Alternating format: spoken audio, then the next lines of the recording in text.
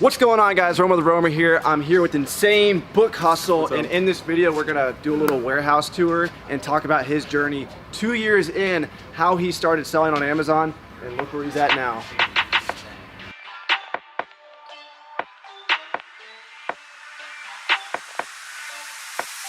Look, grind hard, well done, sir, and welcome to the freaking Well Show. He's been selling books for 2 years and he scaled pretty quickly. You want to tell him a little bit about what's going on here? Absolutely. What's going on, guys? So what we've built here is obviously a pretty decent bulk operation. We started out just in a $100 rented garage, and from there we scaled out using ScoutIQ 100%.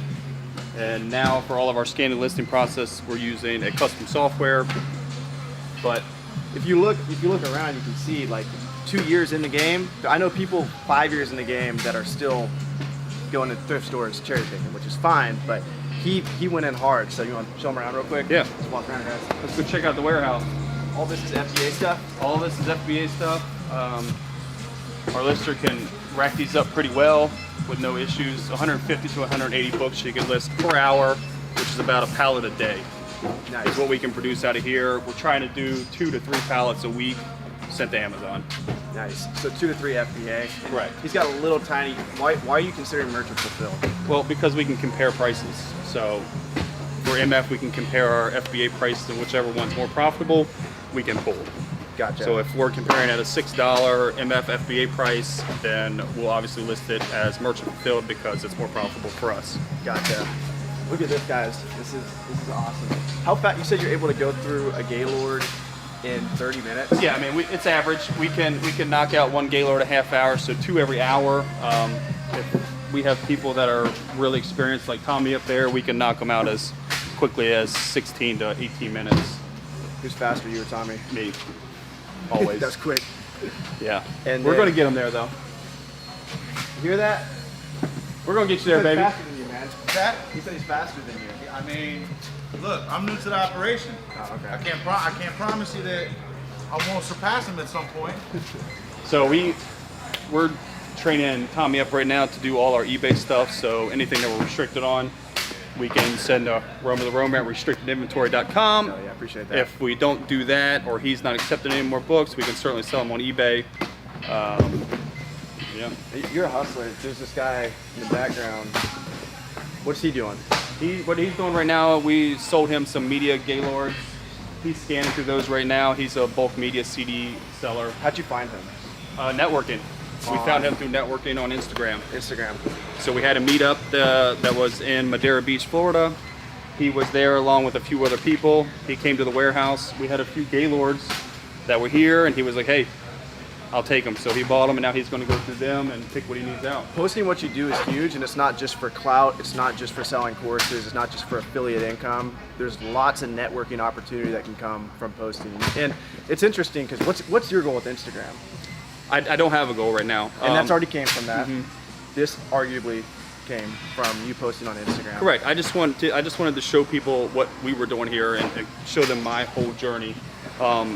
The handle is Insane Book Hustle, by the way, if you guys want to go follow me on IG. But Insane Book Hustle? Insane Book Hustle. It's not FBA? No. Oh shit, I'm sorry. I think I introduced Is this you where wrong. we got to do the... Well, I think I introduced you wrong. I think I said Insane FBA. Anyway, Insane Book Hustle, y'all. Yep. All right, let's, this is like the most interesting part to me. Yeah, for sure. So what we got going on here, we have a tipper. We have usually 2 people on this belt and 1 person there scanning. The first person is doing quality control. They're tossing away all the trash, everything that's not needed. The second person is flipping up books for barcodes to be scanned, and the third person is doing the scan. Once that happens, the books are sent down the belt, which are here, to our lister, which is completely streamlined, and she is grading them immediately and putting them in boxes. And how much does something like this go for? For the tipper alone is about $5K, and for the accessories as far as the belt, it's going to range you anywhere from $3 to $4K. Where can you find that?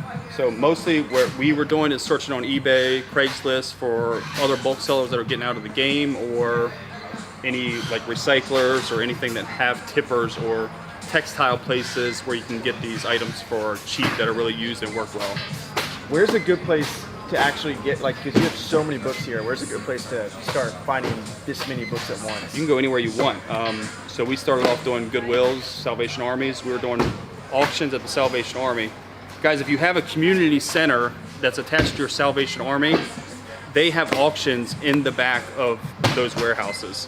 You can go there and bid for books all day long and beat up the competition that's there. Nice. What do you think you pay per pound? And what's a good price? Like, what's someone getting screwed if they're paying per pound, and what's like? So that fair? varies, right? So that varies on what you're going to get. Gotcha. So by the pallet, we're paying anywhere from 4 to 7 cents, but we're only pulling 21 to 27% out of our Gaylords. If someone's going to pay $150 per Gaylord and they're pulling out 35 to 41%, then that's obviously going to be worth it to them. When you say 21 to 27%, is that FBA? Is that merchant? Is Both. that sell back your books? All three. So we do merchant fulfilled, we do FBA, we have a bookstore as well that we sort into a different Gaylord, and we do sell back your books. Big shout out to Bill. Speaking of social media, he's done a good job of He hasn't like directly been posting on social media, but he's networked with people in social Absolutely. media.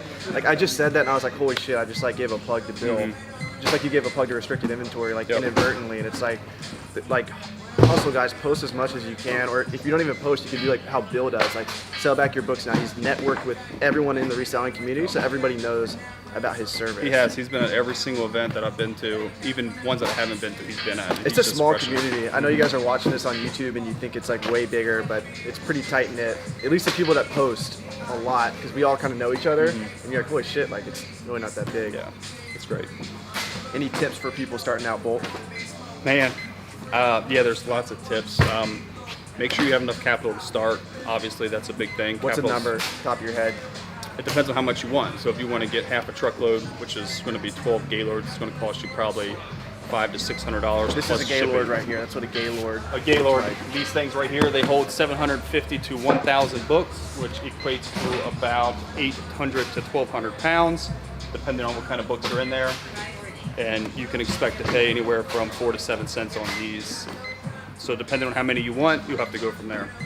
So if you had to start over today and you were like, you wanted to do a bulk book business, would the first step be to pick up the phone and like just get a Start source? developing relationships.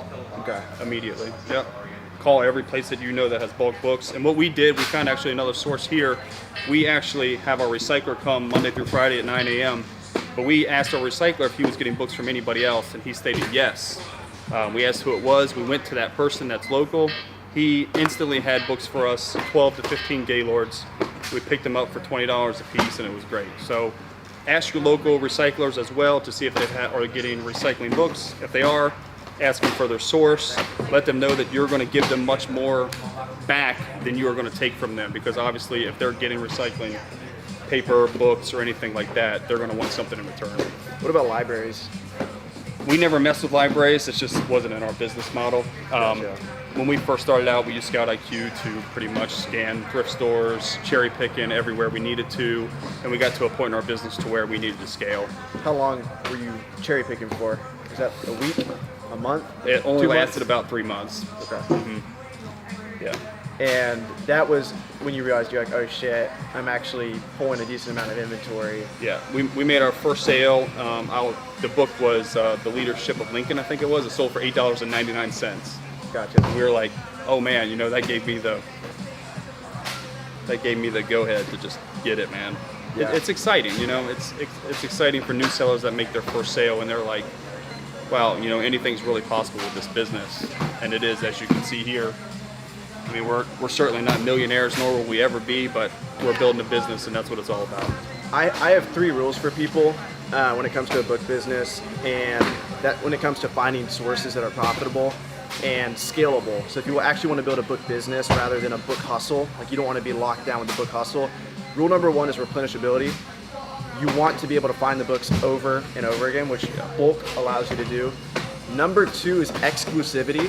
You want to be the only one getting the books. You don't want someone picking through the books before you scan them, which cherry picking violates that rule, because 1 week you could be in scanning a thrift store and the next week you could go in there and there's 10 other people scanning your inventory. So you don't have exclusivity to it. And rule number 3, and this is the most important for people watching this, is manageability.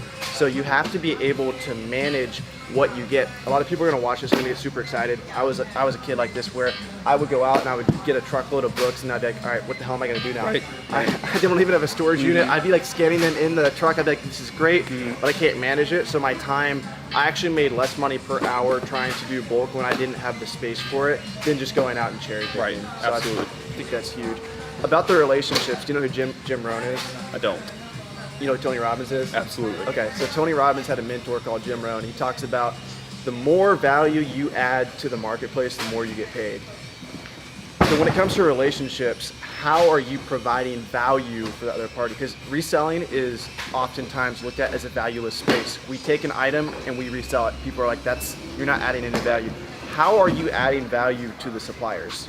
So when we first started out, we would go to the suppliers, ask them what they had, what they could get us, and how we did that was invite them to lunch, invite them to dinner, and be really consistent with calling them, networking with them, making sure everything was okay for the future moving forward.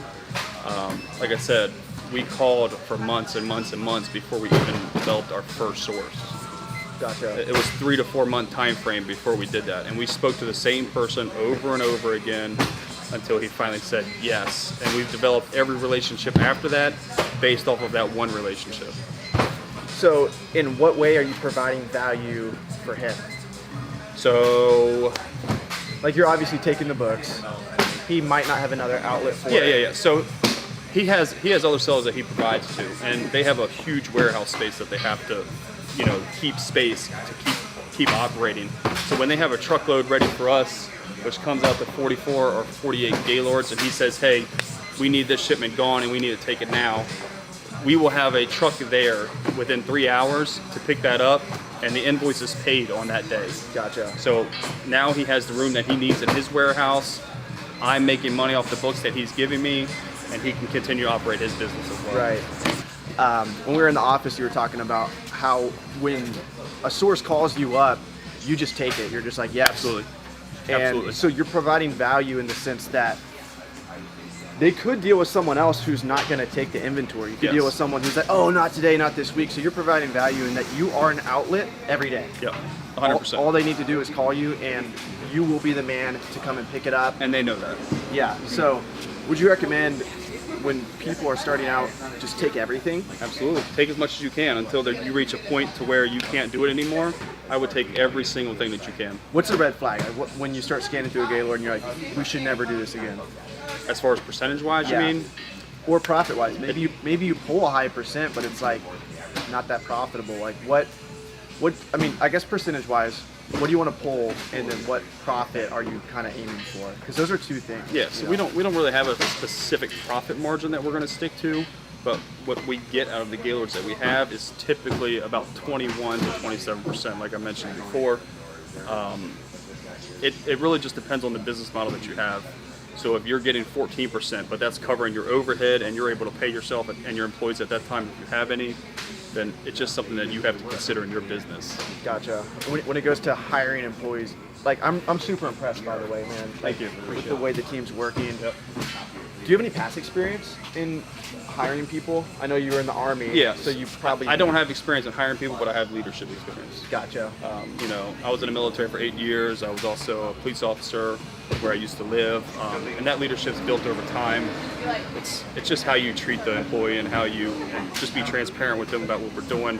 Like before we filmed this video, I made sure to ask every single one of them if it was okay if we filmed the video. And overall, just great vibes in here. Mm-hmm. Everybody looks like they're having a good time. It's not summertime yet here in Florida, but it will be. Get on. And it's convincing someone to work in a hot factory, and convincing them to work's the number one thing to do. But number two is for them to be happy and stay around and work hard. So kudos to you, man. Thank you, man. Thank you. Appreciate it. What do you recommend for hiring? Like Indeed, Craigslist, Facebook, Friends? I mean, my hiring method might be a little brutal compared to a lot, but I mean, we'll hire 10 people. Okay. I'll fire 7 of them. Where do you find them? Like, what's the first step? The first step that we go to is Facebook. Okay. We have another revenue that we can advertise for business because we have the bookstore, and the bookstore has many followers that we can advertise, hey, Gotcha. we're hiring for the warehouse, this is what we need, all applications need to go to the store. Gotcha. Okay, so you post on Facebook Marketplace, or okay? Yeah, Facebook Marketplace or our business page at 321 Books, Tyrone Square Mall. If you guys want to check that out, we would appreciate it for sure. Nice. So you find 10 people. What's your filtering process? They have something misspelled on their resume. You're like, done. It depends. You know, I don't want to insult anybody, but we don't need a high education to sling books. Right. But you do need someone who's going to show up on time. But I need someone who's going to show up on time, who's intelligent, knows what they're doing, can work hard, and that's how we're just filtering out these. These are what we have left after hiring 6 people. We only have 3 left. We're about to get rid of another one, which is the 4th person. Gotcha. So do you interview all 10, or would you? Is there like because for my virtual assistants, I get 60 applicants at once, and then I go through all of them, and I'm like, did you follow the instructions? Did you send me a spreadsheet with rainbows on it? You did not? Okay, boom, 30% are gone. Or actually, usually like 70% are gone, 30% are left. And out of those, I filter them down even more by looking at their resumes. Like, what are you looking for? Like, is someone almost hyper qualified sometimes? You're like, they're gonna be gone tomorrow. Absolutely. You know. Absolutely. So you're looking for. One of my mentors told me he tried to hire Walmart scanners and people who have worked in factories before. It's a legitimate concern because it's hard. You want to find the right fit. Correct. Absolutely. So we just look for people who have previous warehouse experience. Okay. If they don't and they're willing to work in the heat because we're in Florida and we're in a warehouse that gets hot, just someone who can work hard, military experience, any prior law enforcement, anything. Yeah, military people would be great. Yeah, because they know the dedication, the loyalty, the integrity that needs to be done to run a business like this. Awesome. What's your game plan moving forward? Because you're 2 years in and you've done this. Where do you see yourself in the next couple of years? We're not stopping. Stopping. Yeah, we're not stopping. We're going to continue to go and build this bulk business into what we need to, and of course, when things arise, we'll go from there. But as far as right now, we're just going to continue building the bulk business out. We should hit our goals this year and go from there. Hell yeah, I appreciate you, man. Yep, not a problem, brother. All right. Dope sells like the charge do, but selling's all about potential. And money speaks, then I'm the main act. I give a damn about the intro.